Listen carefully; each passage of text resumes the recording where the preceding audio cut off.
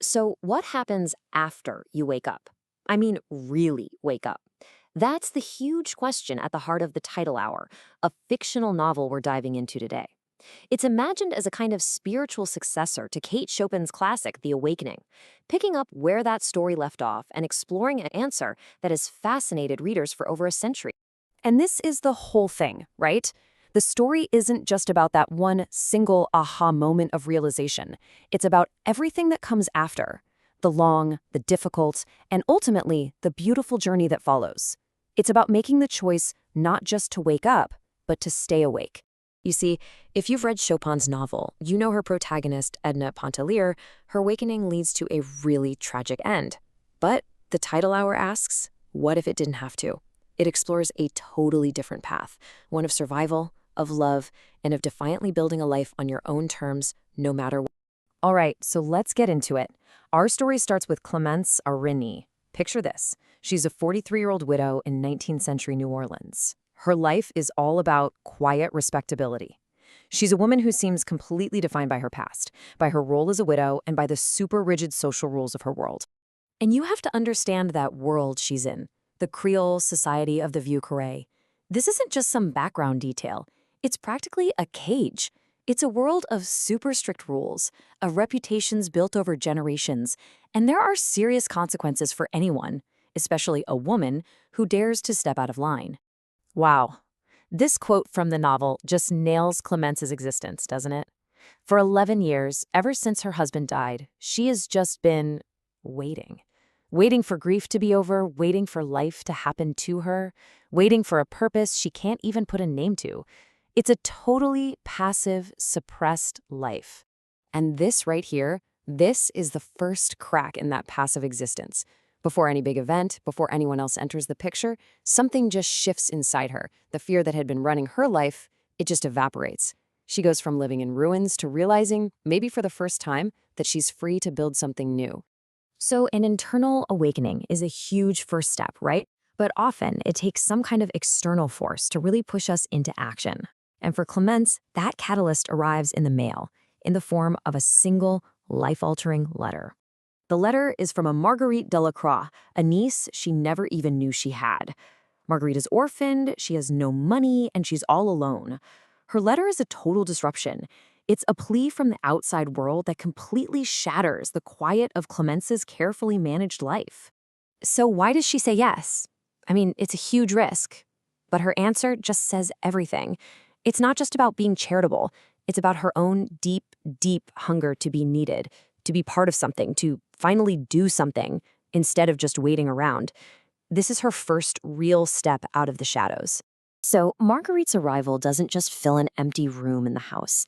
It sparks a connection that very quickly blossoms into a deep, passionate, and, for their time, an absolutely forbidden love.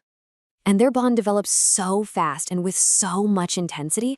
I mean, look at this. In just a few short months, they go from being complete strangers to confidants and then to lovers. From the day Marguerite arrives to the moment she fills that silent house with piano music, to their shared defiance, their connection is just undeniable. Now, when her sisters-in-law show up to confront her, Clemence's response is a total revelation. This is not the timid widow they thought they knew.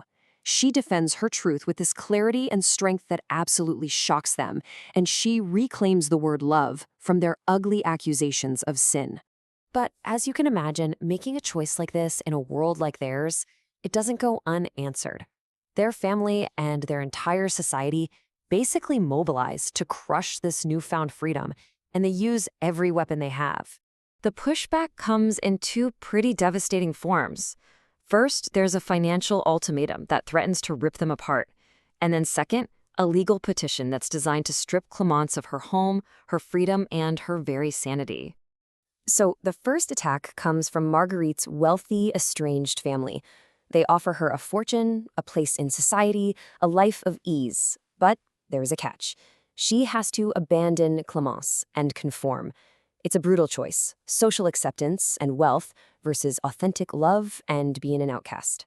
And at the exact same time, Clemence's own family attacks. They actually weaponize the law and medicine. Claiming her love for another woman is proof that she's insane. Their goal? to have her declared incompetent, seize all her assets, and basically just erase her existence. Pushed right to the brink, they find an ally in an unexpected place, a woman named Celeste Marchand, who runs this secret salon for women like us. And her advice is sharp and pragmatic. Forget about honor. The world isn't playing fair, so if you want to survive, you have to stop playing by its rules. So they choose to fight back. They start digging, and they discover that these so-called paragons of Creole respectability are hiding their own dark secrets. By threatening to expose all that hypocrisy, they turn the weapons of shame and scandal right back on their enemies. And that's how they secure their own freedom. So, having survived this absolute onslaught, Clémence and Marguerite begin the quiet but totally radical work of actually living their life. They build a life together that just in its simple authenticity is a profound act of defiance. And this is so important. Their victory wasn't just temporary. They built a life that lasts for 20 years. This isn't just a fleeting affair, it's a deep, sustained partnership. It's a testament to the life they fought so incredibly hard to protect. And their legacy is just so powerful. They become pillars of a hidden community, using their own resources to support other women. They managed to transform their personal struggle into a source of strength for others, living as this quiet but potent symbol of what's possible. And this, right here, is the ultimate answer to the novel's big question. Real awakening isn't a single dramatic moment. It's the daily, conscious choice to stay awake, to live authentically, and to defend your truth year after year, right until the very end. You know, the story of Clémence Aurigny leaves us with a question that echoes way beyond the pages of a novel. It's not just about a woman in 19th century New Orleans. It's about the courage that it takes, in any time, to live a life that is truly, authentically your own.